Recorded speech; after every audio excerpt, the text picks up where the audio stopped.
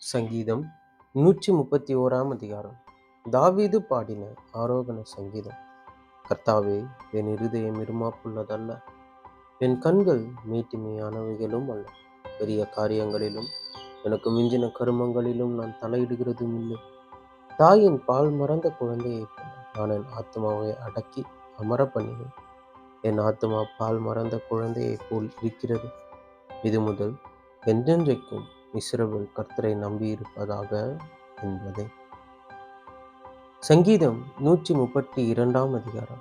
ஆரோகண சங்கீதம். கர்த்தாவே, தாவீதையும் அவனுடைய சகல உபத்திரவத்தையும் நினைத்தருளும். அவன் நான் கர்த்தருக்கு ஒரு இடத்தையும் யாக்கோபின் வல்லவருக்கு ஒரு வாசஸ்தலத்தையும் காணும் மட்டும் என் வீடாகிய கூடாரத்தில் பிரவேசிப்பதும் இல்லை, என் படுக்கையாகிய கட்டிலின் மேல் ஏறுவதும் இல்லை. என் கண்களுக்கு நித்திரையும் என் இமைகளுக்கு உறக்கத்தையும் மறைவிடுவதும் இல்லை என்று கர்த்தருக்கு ஆணையிட்டு யாக்கோபின் வல்லவருக்கு பொருத்தனை பண்ணினான். இதோ, நாம் எப்பிராத்தாவிலே அதன் செய்தியை கேட்டு வனத்தின் வெளிகளில் அதை கண்டோம். அவருடைய வாசஸ்தலங்களுக்குள் பிரவேசித்து அவர் பாதபடியில் பணிவோம். கர்த்தாவே, உமது வல்லமை விளங்கும் பெட்டியுடன் நீர் உமது தாபர ஸ்தலத்திற்குள் எழுந்தருளும். உம்முடைய ஆசாரியர்கள் நீதியை தரித்து உம்முடைய பரிசுத்தவான்கள் கெம்பீரிப்பார்களா? நீர் அபிஷேகம் பண்ணுவித்தவனின் முகத்தை உமது தாசனாகிய தாவீது நிமித்தம் புறக்கணியாதிரும். உன் கர்ப்பத்தின் கனியை உன் சிங்காசனத்தின் மேல் வைப்பேன் என்று உன் குமாரர் என் உடன்படிக்கையையும் நான் போதிக்கும் என் சாட்சிகளையும் காத்து நடந்தால் அவர்கள் குமாரரும் என்றென்றைக்கும் உன் சிங்காசனத்தில் வீற்றிருப்பார்கள் என்று கர்த்தர் தாவீதுக்கு உண்மையாய் ஆணையிட்டார். அவர் தவறமாட்டார். கர்த்தர் சீயோனை தெரிந்து கொண்டு அது தமக்கு வாசஸ்தலம் ஆகும்படி விரும்பினார். இது என்றென்றைக்கும் நான் தங்குமிடம். இதை நான் விரும்பினபடியால் இங்கே வாசம் பண்ண அதன் ஆகாரத்தை நான் ஆசீர்வதித்து வருவேன். அதன் ஏழைகளை நான் அப்பத்தினால் திருப்தியாக்கும். அதன் ஆசாரியர்களுக்கு இரட்சிப்பை உடுத்துவேன்.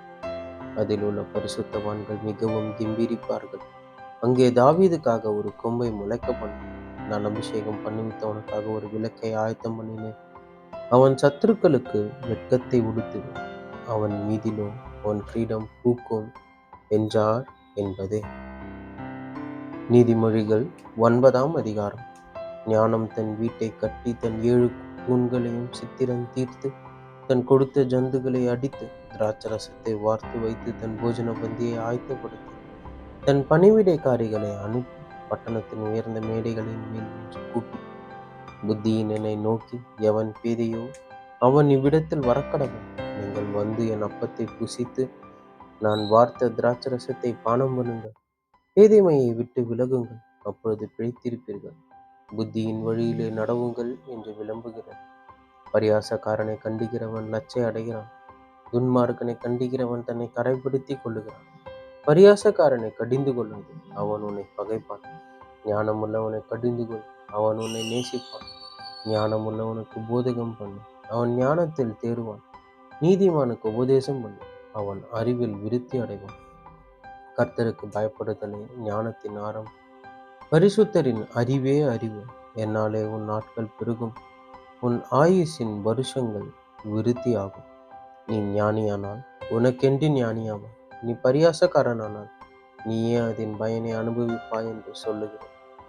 மதியற்ற ஸ்திரீ வாயாடையும் ஒன்றும் அறியாத நிர்மூடமுமாய் இருக்கிறாள்.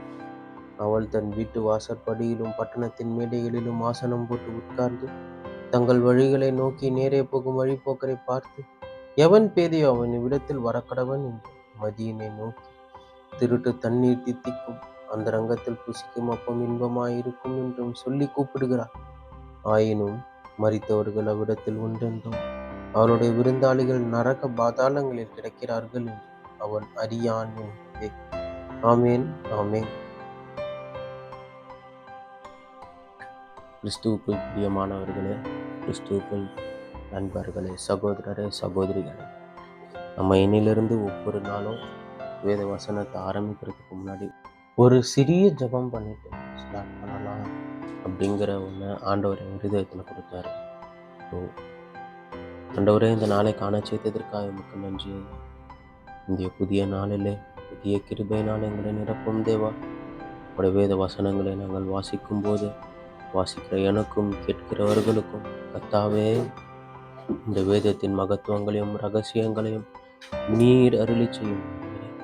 நீர் சொல்லாம உம்மை பற்றி நாங்கள் தெரிந்து கொள்ள முடியாது. நீர் வெளிப்படுத்தாம உம்முடைய வேதத்தின் ரகசியங்களை புரிந்து கொள்ள எங்களால் முடியாது. எங்களோடு பேசும். நாள் முழுவதும் எங்களோடு இரும். எங்களை காத்துக்கொள்ளும் ஐயா. உடைய சட்டை நிழலில் எங்களை மூடி மறைத்துக் கொண்டு எங்களை வழிநடத்தும். பாதுகாத்துக் கொள்ளும். இயேசுவின் நாமத்தில் ஜெபிக்கிறேன் பிதாவே. ஆமென். ஆமென்.